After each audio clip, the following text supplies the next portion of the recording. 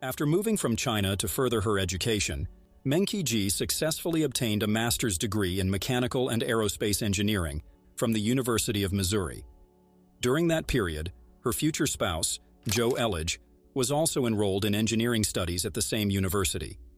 After graduating, Mengqi Ji and Joe were employed as engineers at Nova. Within this professional setting, Mengqi held the role of Joe's supervisor. 2 years later, during a hike at Rockbridge Memorial State Park, Joe proposed to Mengqi, and following a brief engagement period, they got married on September 22, 2017.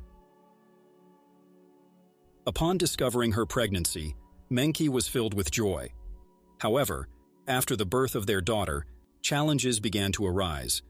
The couple began experiencing frequent disagreements.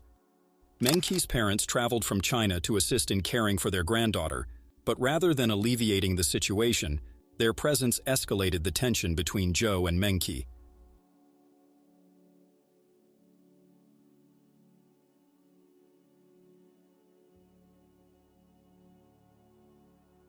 On the evening of October 8, 2019, Joe attempted to initiate intimacy with Mengqi. However, as Joe recounts, Mengqi declined his advances. She mentioned having plans for the next day and went to bed around 11 p.m. The following morning, when Joe woke up, he discovered that Mengqi had left. She left behind her car keys, cell phone, wallet, and notably, their 1-year-old daughter. Mengqi communicated with her mother in China daily. So, when a day passed without contact, it raised concerns for her mother. Subsequently, her mother asked a friend to visit Mengqi and ensure everything was okay. It was during this visit that Joe revealed his wife was nowhere to be found and eventually informed the police about her disappearance. Strangely, Joe chose to use the non-emergency line 311 rather than dialing 911. A few days later, Joe willingly participated in a comprehensive interview with the Columbia Police Department. However, investigators began to doubt his account, particularly when Joe mentioned going on long, unhurried drives to explore fresh hiking routes, instead of actively searching for his missing wife. During questioning at the police station, investigators requested access to his cell phone. Upon examination, they uncovered a collection of 10 hours' worth of secretly recorded disputes between Joe and Mengqi. Later, police managed to retrieve close to 4.5 extra hours of recordings from Mengqi's phone. This is an excerpt from one of those recordings.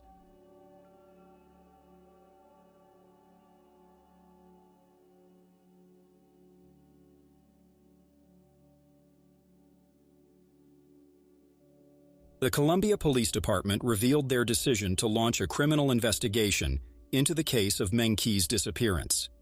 On that same day, they apprehended Joe, although the arrest was unrelated to his wife's disappearance.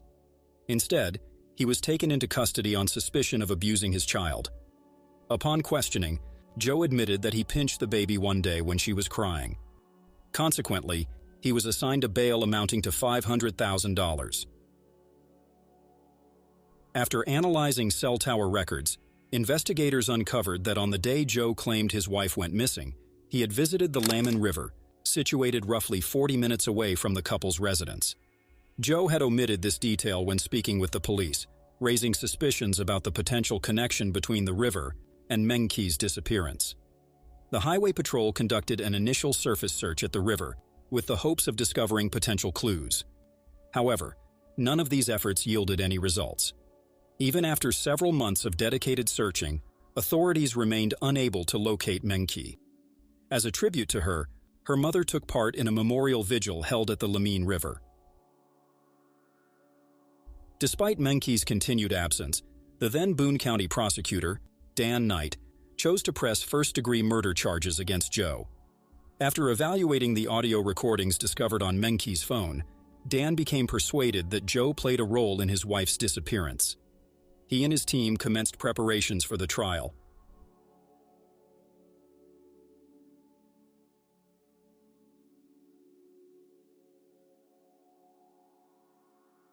Nearly a year and a half after Mengqi vanished, a hiker discovered her skeletal remains within Rockbridge Memorial State Park, the very location where Joe had proposed to her. Mengqi's body exhibited 4 fractured ribs, an injury that led prosecutor Dan to conclude that she likely met her end through a violent altercation. During Joe's arrest, investigators had collected muddy boots from the couple's residence. To establish a connection, plant population geneticist Christine Edwards, along with her team at the Missouri Botanical Garden, was tasked with comparing the plant DNA collected from the muddy boots to plant samples taken from trees close to the location where Mengqi's remains were discovered. The prosecution asserted that DNA from the tree hanging over the site of Mengqi's burial matched the samples from the boots, effectively linking Joe to that precise area. With Joe being linked to the location of Mengqi's burial, his defense attorney introduced a new narrative during the trial. He argued that Joe did cause his wife's death, but it was an unfortunate accident. He explained that after a heated argument, the couple began pushing each other, leading to Mengqi's accidental fall. According to the defense attorney, Mengqi told Joe to leave her alone, after which he took a walk, while she went to bed. The next morning, he claimed that Joe found his wife deceased when he woke up to his crying baby. In a seemingly disconnected state of denial, Joe panicked and decided against calling 911, eventually choosing to bury Mengqi Ji. Following the opening statements, prosecutor Dan Knight played the concealed audio recordings of arguments between the couple. In the recordings, Joe can be heard calling Mengqi brainless. This deliberate move appeared to be Joe's way of trying to exert dominance over Mengqi. Dan Knight believed that when Joe couldn't control her as he wished, he decided he wanted her gone.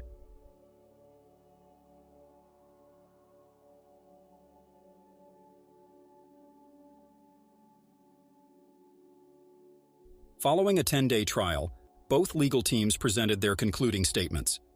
Defense attorney Scott reiterated the tragic accident narrative and advocated for manslaughter charges. On the other hand, prosecutor Dan Knight contended that Mengqi's death had been planned in advance, seeking first-degree murder charges. The final verdict didn't align with either side's desires. The jury found Joe Elledge guilty of second-degree murder, indicating they did not consider Mengqi's murder premeditated. As a result, he was sentenced to 28 years in prison.